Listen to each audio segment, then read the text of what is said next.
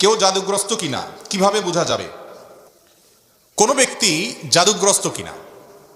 এটা বোঝাটা অনেক সময় খুবই সহজ, আবার কোনো কোনো সময় একটু দুরূহ। আমাদের সমাজে জাদুগ্রস্ত রোগী হিসাবে আমরা যাদেরকে জানি তারা অনেকে জাদুগ্রস্ত, আবার অনেকে মানসিক রোগী। সাধারণ মানসিক রোগীকে অনেক সময় জাদুগ্রস্ত বা জিনে আক্রান্ত রোগী হিসাবে আমরা মনে করি। এটা অনেক সময় ভুল হয় আমাদের।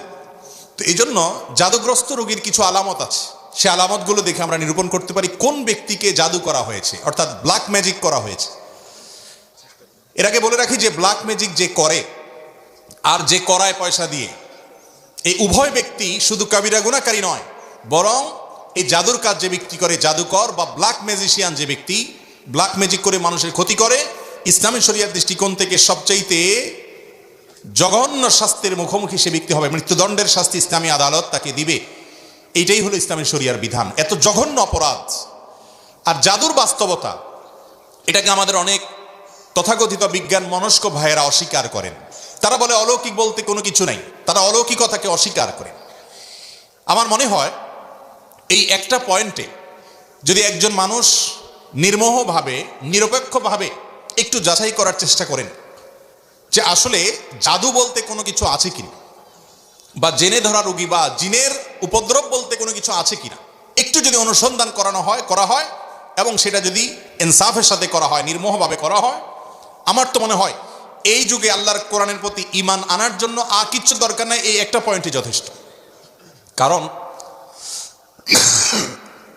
অনেক জিনে ধরা রোগী আছে, যেই জিনে ধরা রোগীদের পুরো অবস্থা যদি পর্যবেক্ষণ করেন আপনি, তাদের মধ্যে যে সমস্যা আছে সেই সমস্যাটা যে অলৌকিক, সেই সমস্যাটা যে কোনো লৌকিক সমস্যা না, সেই সমস্যাটা যে সাধারণ কোনো সমস্যা না, অসুখ না, এটা বোঝার জন্য আপনার পণ্ডিত হওয়া লাগবে না, বেশি সময় অপেক্ষা করা লাগবে না। যারা জিনের রোগী দেখেছেন এবং জিনের উপদ্রব যাদের বাসা বাড়িতে হয়েছে, স্বচক্ষে দেখার সুযোগ পেয়েছেন, তাদের কাছে এটা দিনের আলোর মতো পরিষ্কার। এবং এরকম বহু দৃশ্য দেখার সুযোগ আমার হয়েছে। আল্লাহ রাব্বুল আলামিন কোরআনে কারিমে সূরা জিনের মধ্যে জিন জাতির অস্তিত্বের কথা বলেছেন। আমাদের তথাকথিত বিজ্ঞান মনস্ক ভাইয়েরা, বোনেরা, অনেক নাস্তিক বন্ধুরা তারা জিনের অস্তিত্বকে স্বীকার করে না, অথচ জিনের উপদ্রব যে বাসা বাড়িতে হয়েছে তারা জানে জিন আছে না নাই, তার উপদ্রব দেখে অনুমান করতে পারে, নিশ্চিত হতে পারে তারা। আমি ব্যক্তিগতভাবে এরকম কয়েকটা ঘটনার কথা জানি যে বাসায় মেয়েরা হয়তো কোনো তরকারি কেটে, ধরুন কুমড়া কেটে ফালি করে রেখেছে, তাকিয়ে দেখে ফালিটা নাই, নিয়ে গেছে। কে নিয়ে গেছে? আমার কোনো বিজ্ঞান মনস্ক ভাই এটার কোনো ব্যাখ্যা দাঁড় করাতে পারবেন না। ফ্রিজ থেকে ডিম এনে ড্রয়িং রুমে মাঝখানে ছেড়ে দিস, কে ফেলেছে? কোনো ব্যাখ্যা বিজ্ঞান মনস্ক ভাইরা বের করতে পারবেন না। এবং হয়তো জিনে কোনো ব্যক্তির উপরে আক্রমণ করেছে, তার উপরে সওয়ার হয়ে বসেছে, এই ব্যক্তি তাকে নিয়ে গাছের ডালে নিয়ে গেছে। এ ধরনের ঘটনাগুলো আমাদের চোখের সামনে অনেকবার ঘটেছে। এবং জাদুগ্রস্ত রোগীর বিষয়টা আরো পরিষ্কার। বিশেষ করে কোনো ব্যক্তি যখন জাদুগ্রস্ত হয়, জাদুর অনেক প্রকার আছে, এক একজনকে এক একভাবে জাদু করা হয়। নারীদের উপরে অনেক সময় ভিন্ন ধরনের জাদু করা হয়, পুরুষদের উপরে ভিন্নভাবে জাদু করা হয়। এই জাদু কারোর উপরে করা হয়েছে কিনা এটা বোঝার জন্য একটা মৌলিক আলামত হলো জাদুগ্রস্ত ব্যক্তি কোরআনে কারিমের তেলাওয়াত সহ্য করতে পারে না, কোরআনের তেলাওয়াত সহ্য করতে পারে না। গত বোধহয় কয়েক সপ্তাহ আগে আমার বাসায় এরকম একজন রোগীকে এক ভদ্রলোক নিয়ে আসলেন, এনে বললেন, ভাই এই লোকটাকে কেউ বা কারা জাদু করেছে, ব্ল্যাক ম্যাজিক করেছে। এবং তার আলামত হিসাবে তারা বললেন যে এ আজানের আওয়াজ শুনলে পাগলের মতো ছটফট করে, সে টিকতে পারে না, এবং কোরআনে কারিমের তেলাওয়াত সে শুনতেই পারে না। আমার চোখের সামনে তার সঙ্গে যখন কথা হচ্ছিল,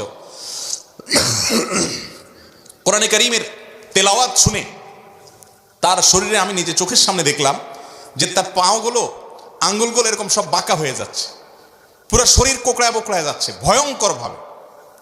আমার বিজ্ঞান মনস্ক ভাইরা, কোরআন তেলাওয়াতের সময় কেন এমন হয়? তেলাওয়াত শেষ আবার সে স্বাভাবিক, এটার কোনো ব্যাখ্যা কিয়ামত পর্যন্ত হয়তো দাঁড় করাতে পারবেন না। এই জাদুর অস্তিত্বকে অস্বীকার করার কোনো সুযোগ নেই। কোরআনে কারিমে আল্লাহ রাব্বুল আলামিন জাদুর অস্তিত্বের কথা উল্লেখ করেছেন, জিনের উপদ্রব হয় সে কথা আল্লাহ তাআলা কোরআনে উল্লেখ করেছেন। এই জন্য কোনো ব্যক্তি জাদুগ্রস্ত কিনা এটা বোঝার জন্য একটা মৌলিক আলামত হলো কোরআনে কারীমের তেলাওয়াত সাধারণত জাদুগ্রস্ত রোগী সহ্য করতে পারে না এবং অস্থির হয়ে যায়, কখনো শরীর ফুলে ওঠে, কখনো ছটফট করে, কখনো সে তেলাওয়াত বন্ধ করার জন্য তার যত জোর আছে তত জোর দিয়ে চেষ্টা করে। আমার পরিচিত অনেক মানুষ আছে এমন যাদের কথা জানি আমরা, কোরআন তেলাওয়াত তারা সহ্য করতে পারে না। এটা একটা আলামত যে লোকটাকে ব্ল্যাক ম্যাজিক করা হয়েছে। এরকম আরো বহু আলামত আছে। কখনো কখনো ব্ল্যাক ম্যাজিক করা হলে এই ব্যক্তি দিন দিন শুকায় যায়, খেতে পারে না, বাসার থেকে বের হতে পারে না, বিছানা থেকে উঠতেও পারে না ভালো করে। এমনিতে তার মধ্যে কোনো রোগ নেই। গত জুমার আগের জুমায় সম্ভবত এরকম এক রোগীর কাছে এক ভদ্রলোক আমাকে নিয়ে গেলেন। তার দেশের বাইরে বিভিন্ন নামি দামি হাসপাতালে ট্রিটমেন্ট করেছেন, অনেক বড় বড় ডাক্তার দেখিয়েছেন, তার কোনো রোগ ধরা পড়ে না, কোনো ডায়াগনোসিস হয় না। তার সমস্যা হলো তিনি বিছানা থেকে উঠতেই পারেন না, দুর্বল হয়ে পড়ে থাকেন এবং সমস্ত ট্রিটমেন্ট করার পর খোলাসা আসলো তার শরীরে আসলে তেমন কোনো রোগই নেই। ভাইরা আমার, এই ধরনের সমস্যা আজকাল আমাদের ঘরে ঘরে অহরহ হচ্ছে। তো এই জাদু যেটা দিন দিন আমাদের সমাজে বেড়ে চলেছে, মূলত এখানে শয়তানের আশ্রয় নেওয়া হয় এবং কুফরি কালাম পাঠ করা হয়। এগুলোর মাধ্যমে মানুষের ক্ষতি করতে পারে। আল্লাহ রাব্বুল আলামিন সে অপশন রেখেছেন, এটা এক ধরনের পরীক্ষা, আল্লাহর বিভিন্ন হিকমা আছে এর পিছনে। তো যাই হোক, তো এই ধরনের জাদুগ্রস্ত ব্যক্তি যদি ধরা পড়ে, এই ব্যক্তি ট্রিটমেন্ট কি সেটা বলার আগে আরো কয়েকটা আলামত বলি। অনেক লোক আছে যাদের উপরে জিনের উপদ্রব হয়, জিন সাওয়ার হয়। জিন সাওয়ার হওয়ার একটা বড় আলামত হলো বেশি বেশি হাই তোলা, প্রয়োজনে অপ্রয়োজনে অনবরত হাই তুলতে থাকে। আমার নিয়ারেস্ট আত্মীয়কে, ছোট বাচ্চা মানুষ আমি দেখেছি যে অনবরত মিনিটে মিনিটে হাই কোনোভাবে বন্ধ করা যায় না, হা করে থাকে, সারাক্ষণ সে হাই তুলতে থাকে এবং তার ঝিমানি আসতে থাকে। এটা এক প্রকার আলামত দুষ্ট জিনের উপদ্রব কারোর উপরে হওয়া। এর পাশাপাশি চোখ দিয়ে অনবরত পানি পড়তে থাকার অনেক আলামত আছে। বিশেষ করে যারা শরঈ ঝাড়ফুঁক করেন এই সমস্ত লোকেরা এগুলো ভালো বলতে পারবেন। আমি মৌলিক কয়েকটা আলামত বললাম, এই সম্পর্কে আমি এক্সপার্ট না। এই জন্য যেগুলো আমার চোখের সামনে দেখেছি, বিভিন্ন অভিজ্ঞ ব্যক্তিরা অভিজ্ঞতার আলোকে লিখেছেন এবং বর্ণনা করেছেন, সেগুলো আলোকে কয়েকটা আলামত বললাম। জাদু থেকে বেঁচে থাকার জন্য সাধারণভাবে আমাদের আমল হলো সকাল সন্ধ্যার দোয়াগুলো বেশি বেশি করে পড়া। আমরা একটা ছোট্ট বই লিখেছি, সকাল রাসূলুল্লাহ সাল্লাল্লাহু আলাইহি ওয়াসাল্লামের সকাল সন্ধ্যার দোয়া ও জিকির। এই বইটা আসুন্নাহ ফাউন্ডেশনে অর্ডার করে যে কোনো জায়গা থেকে পাওয়া যেতে পারে। এই বই ছাড়া আরো বিভিন্ন হিসনুল মুসলিম আছে, আরো বিভিন্ন বই আছে দোয়ার, সেগুলোতে সকালে এবং সন্ধ্যা নবী সাল্লাল্লাহু আলাইহি ওয়াসাল্লাম যে দোয়াগুলো পড়তেন, এর মধ্যে বিশেষ করে কয়েকটা দোয়ার কথা বলি। নাম্বার 1, সূরা ইখলাস কুল হুয়াল্লাহু সূরা 3 বার, সূরা ফালাক 3 বার, সূরা নাস 3 বার সকালে, আবার সন্ধ্যায় 3 বার করে আসরের পরে বা মাগরিবের পরে পড়বেন। আরেকটা দোয়া হলো আউযু বিকালিমাতিল্লাহি তাম্মা ওয়া মিন শাররি কুল্লি শাইতানিন ওয়া হাম্মা ওয়া মিন কুল্লি আইনিন লাম্মা। এটা বেশি বেশি করে পড়া। এর মাধ্যমেও ব্ল্যাক ম্যাজিক এবং দুষ্টজনের উপদ্রব থেকে বাঁচা যায়। এছাড়া দুষ্টজনের উপদ্রব থেকে বাঁচার জন্য আলাদা অনেকগুলো আমল আছে। একটা ভিডিওতে আমরা বলেছি 15টি আমল আছে। বাসা বাড়িতে সাধারণত টয়লেটে এদের অবস্থানটা বেশি থাকে, পেশাব ময়লা ইত্যাদি বেশি থাকলে সেখানে থাকে, এবং নানা রকমের প্রাণীর ছবি ইত্যাদি টাঙানো থাকলে সেখানেও হয়, আরও অনেক কারণে হয়। এগুলো থেকে বাঁচার জন্য বাসায় প্রবেশের সঙ্গে বিসমিল্লাহ বলে প্রবেশ, আবার বের হওয়ার সময় বিসমিল্লাহ বলে বের হওয়া, এগুলো হলো এদের উপদ্রব থেকে বাঁচার উপায়। খাবার গ্রহণ করার সময় বিসমিল্লাহ এবং যে কোনো ভালো কাজের শুরুতে বিসমিল্লাহ। এরকম আরো অনেক আমল আছে। এই আমলগুলোর মাধ্যমে বিশেষ করে জাদু থেকে বাঁচার জন্য সূরা ফালাক নাস নাজিল হয়েছে। আমাদের সঙ্গে নবী করিম সাল্লাল্লাহু আলাইহি সাল্লাম, তাকে একজন ইহুদি, তার নাম ছিল লাবিদ ইবনে আসম, এই দুষ্ট লোকটা জাদু করেছে। নবী সাল্লাল্লাহু আলাইহি সাল্লাম অসুস্থ হয়ে পড়েছেন, এমন অসুস্থতা যে কোনো ডাক্তারি ট্রিটমেন্টে কোনো উপকার হচ্ছে না, কোনোভাবে কোনো রোগ ধরা পড়ছে না। পরবর্তীতে আল্লাহ রাব্বুল আলামিন দুজন ফেরেশতা পাঠালেন। তারা দুজনের একজন তার পায়ের কাছে, একজন মাথার কাছে দাঁড়িয়ে একজন অপরজনকে জিজ্ঞাসা করছেন লোকটার কি হয়েছে। তখন অপরজন জবাবে বলছেন তাকে জাদু করা হয়েছে, সাধারণ কোনো রোগ না। তখন জিজ্ঞেস করলেন যে কে জাদু করেছে, বলে অমুক জাদু করেছে নাম সহকারে। কি দিয়ে জাদু করেছে? তার চুল দিয়ে জাদু করেছে। কোথায় আছে? অমুক কূপের নিচে আছে। এর প্রেক্ষিতে ওই ফেরেশতা আবার জিজ্ঞাসা করলেন তাহলে এখন মুক্তির উপায় কি? তখন বললেন এই কুল হুয়াল্লাহু আহাদ, কুল আউযু বিরাব্বিল ফালাক, কুল আউযু বিরাব্বিন নাস। বিশেষ করে কুল আউযু বিরাব্বিল ফালাক এটা এবং কুল আউযু বিরাব্বিন নাস, এই দুটি সূরা জাদু থেকে মুক্তির জন্য অসম্ভব উপকারী আমল। আর কোনো বাসায় এই ধরনের কোনো উপদ্রব থাকলে সূরা বাকারা তেলাওয়াত করা সম্পর্কে হাদিসে নবী করিম সাল্লাল্লাহু আলাইহি ওয়াসাল্লাম বলেছেন, যে বাসায় সূরা বাকারা তেলাওয়াত করা হয় সে বাসায় দুষ্ট জিন বা শয়তানের উপদ্রব থাকে না। আল্লাহ তাআলা হেফাজত করেন। এবং এই আমলগুলো আল্লাহর কসম করে বলেছি, আমি ব্যক্তিগতভাবে বহুবার অ্যাপ্লাই করেছি, আমল করে দেখেছি, সাথে সাথে উপকার পাওয়া যায়।